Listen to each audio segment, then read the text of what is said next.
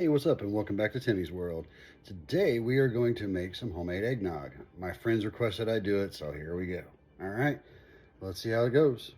Okay, first step is whisk the egg yolks and some sugar together. Okay, I didn't want to make you all watch me separate eggs, so here's the egg yolks. We're gonna go all in with that. And it says to whisk, but you can use a food processor or a blender or whatnot. Crap. Let me get a whisk. Sorry, not a whisk. Or spatula. Alright. There we go. Get it all out of there.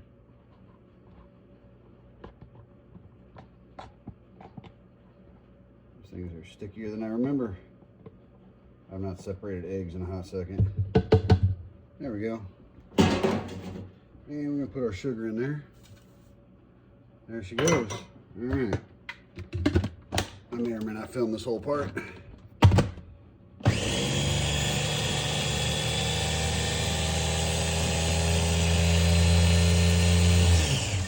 Yep, you guys are gonna have to take a break. Okay, I had to take it out of the blender and put it in a pan and actually whisk it by hand because I'm making a very small batch to try it out, and there wasn't even enough for the blades to hit really well. So there you go, nice and creamy and light, good to go.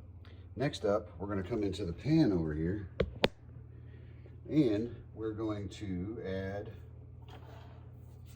medium-high heat, combine the cream, which is right here, about half a cup of cream.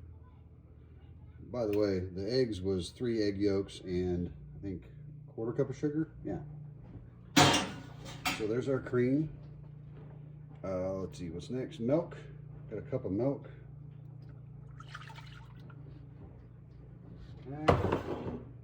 And nutmeg, a little quarter teaspoon, and it says a pinch of salt, and it's about a pinch. Okay, so we are going to stir it until it reaches a bare simmer, and once we're done with that, we're going to add the stuff together. So be right back. Okay, I don't know if y'all can see that, but it is just starting to bubble. To me, that's barely a simmer. So what we need to do next is we need to add the two things together slowly. So I'm going to turn this off. I come over here to my whisked egg yolks and sugar, and it says to add this like a little spoonful, a big spoonful at a time. So then you whisk it. Okay. Give it a whisk. This is supposed to temper the eggs, it says. Okay. It might be easier to actually use a big spoon, so there we go. I'm going to keep doing this until it's all almost there, and then you mix the rest of it together, and I'll show you what that looks like. Okay, I'm down to the last little bit here.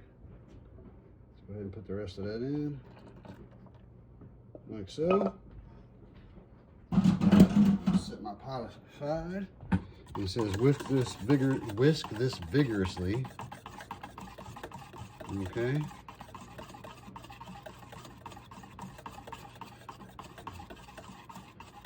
Okay. So now we're going to put this back in the saucepan, and we're going to whisk it constantly for a couple minutes until it hits about 160 degrees. Okay. Okay, let's get her back in there. As much out as you can.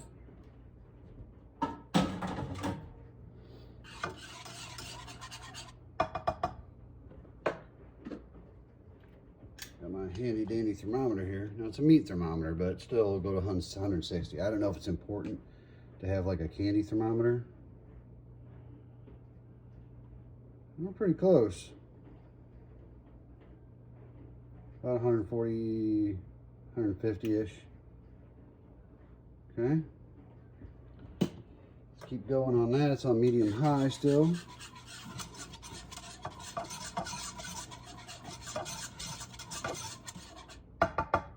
That should come up pretty quickly.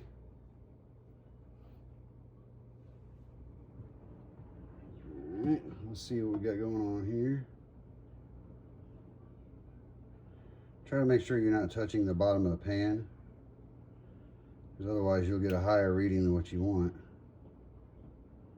We're super close.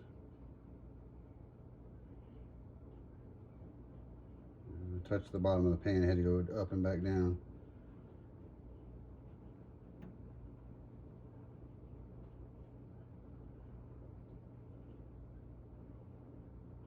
Okay.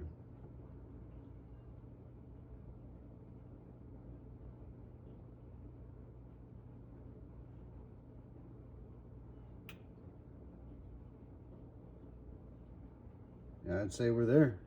Okay, so the last step, well, next to last step, is we're going to get just a little bit, like a whole half a teaspoon of vanilla extract.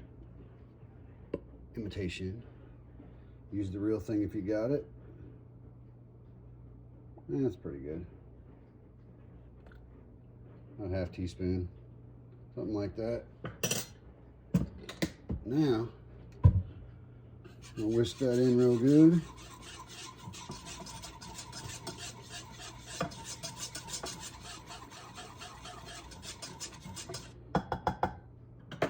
Set that off the heat. And last thing we're going to do is we're going to pour it through a fine mesh strainer and let it cool. Store it in your fridge for a couple hours till it gets nice and cool, and then you can serve it, drink it up. Okay, here's our fine mesh strainer in a mason jar. See how much I can do without spilling this. Now, if you wanted the alcohol in there, this would have been the time to do it. Same time as the vanilla.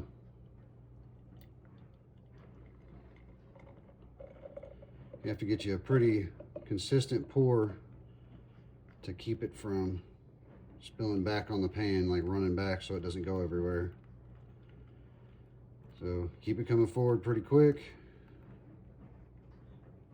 and that should get it. Give it a little tap. Should get the rest of it in there pretty quick.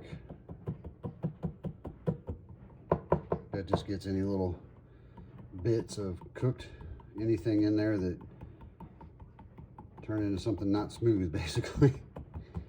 All right, I think we're good. Take this to the sink. There we go.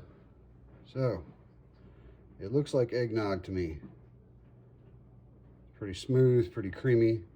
It's supposed to thicken as it cools, so we're going to let that sit up in the fridge, and I'll show you guys what it looks and tastes like in a little while. Hey, welcome back. It's been a couple hours. Let's see what we did. Get the lid off of this thing. It's looking pretty good. Here goes nothing.